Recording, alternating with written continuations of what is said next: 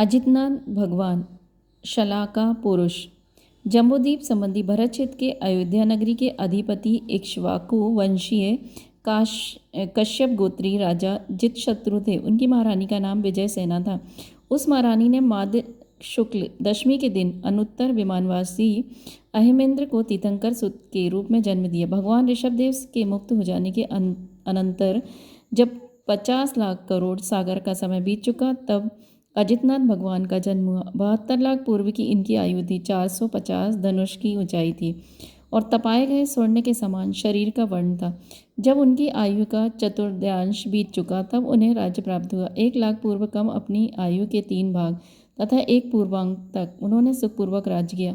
एक समय उन्हें बादलों में एक क्षण को उल्का दिखाई पड़ी और तत्क्षण वह विलीन हो गई। इस विनश्वरता को देखकर वैराग्य को प्राप्त भगवान माघ शुक्ल नवमी के दिन सहेतुक वन में गए और वहाँ सप्तवर्ण वृक्ष के नीचे सायंकाल के समय 1000 राजाओं के साथ बेला का नियम लेकर दिगंबरी दीक्षा धारण की।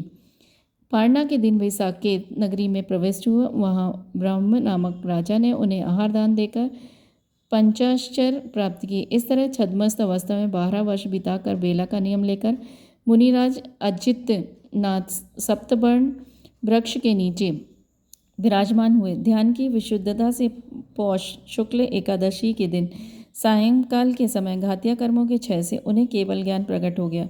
भगवान के समोशरण की रचना हुई, जिसमें 1 लाख मुनि, 3,20,000 आरिकाएँ, 3 लाख श्रावक, 5 लाख श्राविकाएँ, असंख्यात देव देवियाँ और संख्यात्यंश थे।